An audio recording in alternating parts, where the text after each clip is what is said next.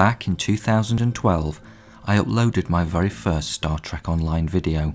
It was also the very first video I ever made. Since I began playing STO, I always wanted to commit my crew's adventures to the small screen.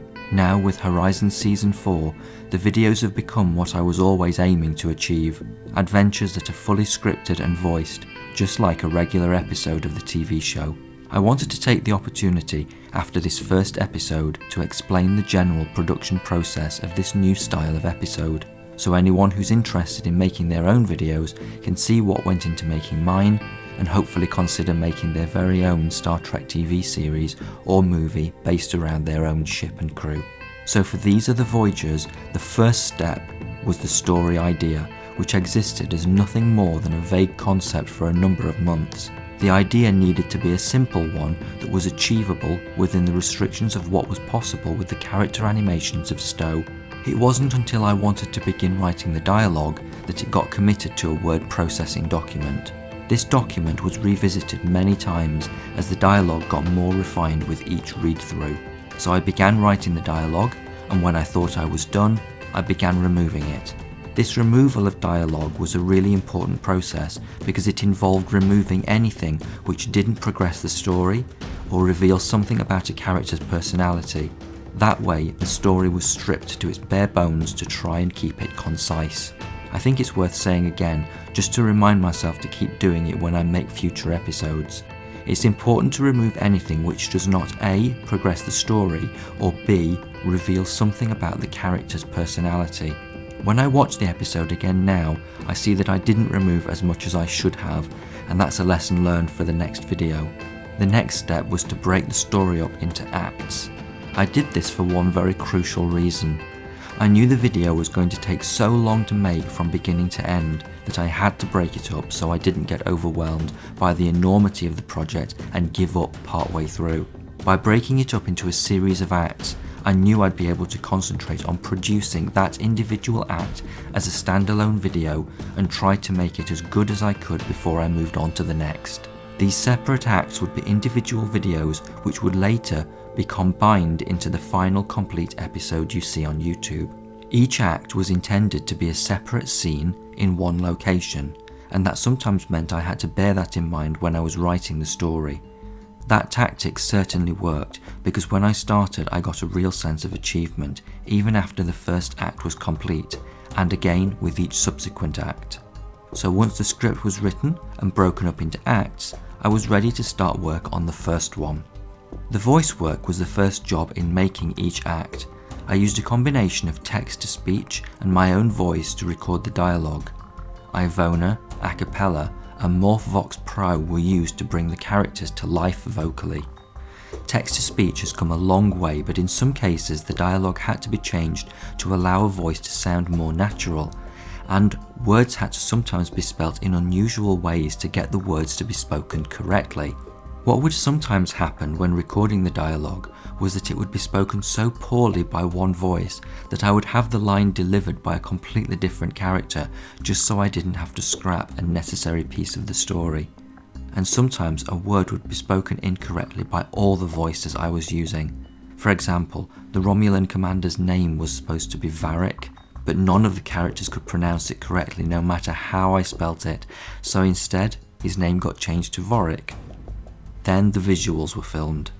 For each act, I built the set I needed in the Foundry in the same way a set might be constructed for a movie or TV series. Sometimes it's only built to be seen from one particular angle. In some cases, the characters were given appropriate animations such as interacting with an object or speaking, and in other cases, the set simply existed as an environment for my STO character to walk through. These scenes were then recorded with Demo Record. The Demo Record files were played back with Rachel Garrett's STO Demo Record launcher. Costumes were also changed in this program to allow scenes where non-playable characters could be used. For example, making Leo run across the bridge when it was actually my captain who was really doing the running. These scenes were then played and committed to video with the use of fraps as individual movie clips. If you've never heard of Demo Record before, there are numerous videos on YouTube which show how it's used.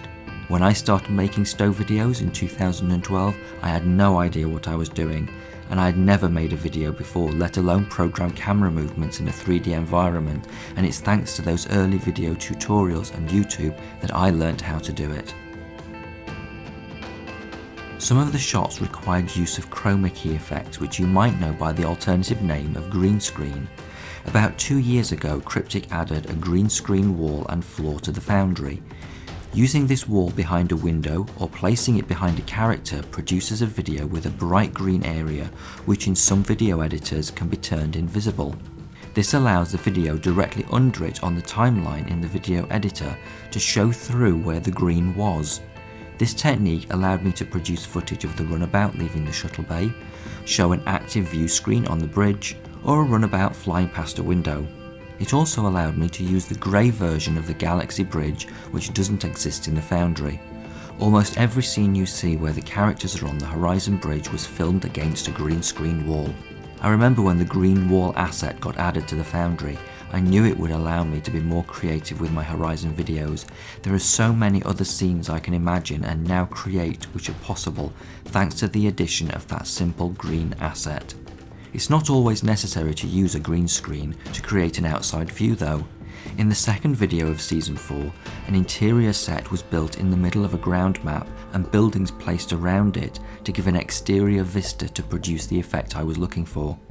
And some scenes required the creation of custom graphics. One of the first seen in this episode is the communications screen. For this to work, it was necessary to use auto shapes in Microsoft PowerPoint and carefully match the colours used in the existing LCARS screens by selecting the colour in MS Paint, reading the red, green and blue numbers and then replicating that same colour to the auto shapes in PowerPoint. The finished graphic is then replicated a number of times with subtle changes made to each one to make elements of the screen appear to blink. These plates are then alternated every second or two to give the illusion of a live computer interface to disguise the fact that it's really only just a number of static JPEG images. A scene was then imposed over the top of this to produce the finished look, but even this imposed scene used green screen elements to produce the live action window behind the character. So there are sometimes effects shots on top of other effects to create layers.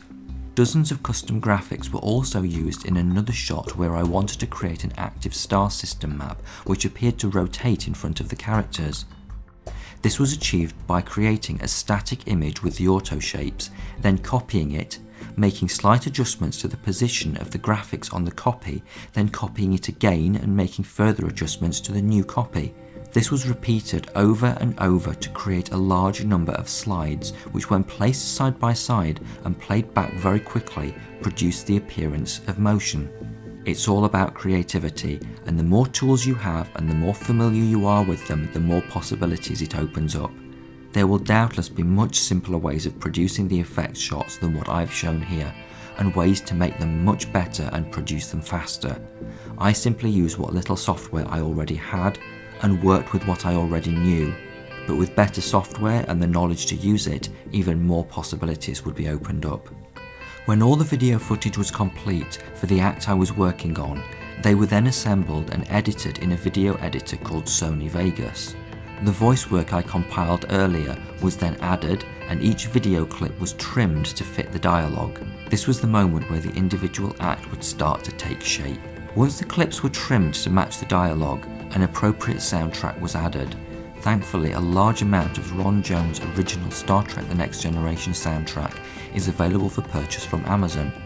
His work really lends itself well to being trimmed or merged from one track to another, which not only gives an authentic Star Trek feel to the video, but it also makes it sound really professional and almost as though the soundtrack was recorded specifically for my video. Then the sound effects were added. This could be computer beeps, doors opening, animal noises or explosions. These sounds were obtained from a variety of sources, but trekcore.com was the main source of audio. I've now built up a small collection of my own sounds which include drones, animal sounds and weather effects. I don't think you can ever have enough sound effects. Once the sound effects were added and I was happy with what I saw and heard, the video was then rendered to a file.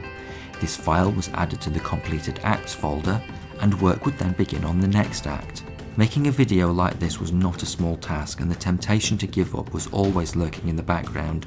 Breaking the work up into individual acts really helped keep me going though.